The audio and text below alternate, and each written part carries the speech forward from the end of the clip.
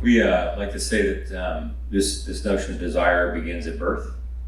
Newborns come into the world and they have physical appetites. There's an appetite to this.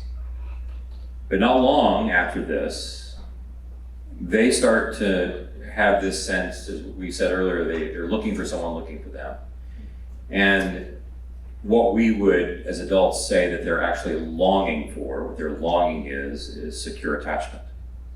They long to be seen. They long to be soothed. But you can't be soothed at first you're not seen. If you just put a baby that's newborn onto the steel table after it's born, it's going to die. But they want to be seen. So here's a question. Who are the names of the people that you would give to us that you would say are the people by whom you're deeply seen? It's a question. Because we long to be seen. But when we are seen deeply, then the parts of us that are troubled, the parts of us that we're unsure of, the parts of us that feel unwantable, the parts of us that we hate the most, those are the parts that if you see them, I'm worried then you're going to leave the room. And they are the parts that bother me the most. And so am I able to be soothed? I want to be seen, I want to be soothed. I want to be made, I want to have the sense of safety. And safety not so much in the rather overly inappropriate way that we use that word now. I want to be comfortable and confident in my own skin. And what that means, important to know, it doesn't mean that there's no danger in the world. A 3-year-old can be completely safe in her house while she's running through the kitchen, slips, falls, and cuts her eye open on the counter. It doesn't mean that she's not safe. It means that she lives in the real world, in which she has been trained to be safe so that she thinks that what she needs is to run more slowly through the kitchen. This is what she needs to do.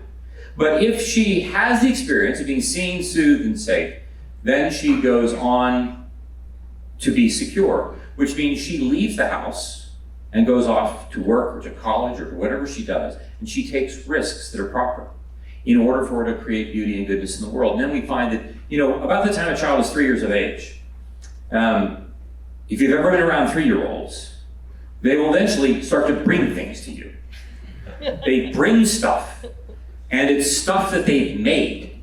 Now, you don't have to teach kids to do this. It's a mud pie. It's something it's on a piece of paper with Crayola crayons, and they bring it to you, and they want you to put it on your refrigerator, and then they want you to bring the neighbors and charge them money because they think it's Van Gogh. Because what are they doing? They long to make things. Because we followers of Jesus, we would say we were made to make stuff.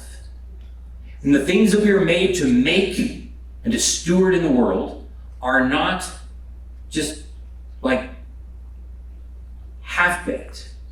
We want to make stuff that is beautiful, that then draws connection to other people who long to see this and who want to stimulate me to do more of this together in our vulnerable states.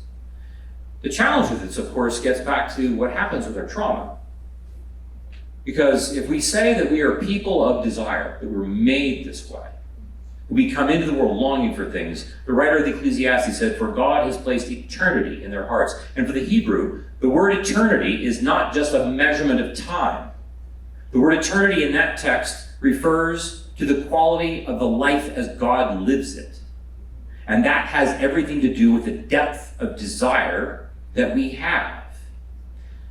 And this desire then, when it gets tangled up with our traumas, it is no longer something that we want to move into in order to create beauty and goodness. Desire becomes something that devours us.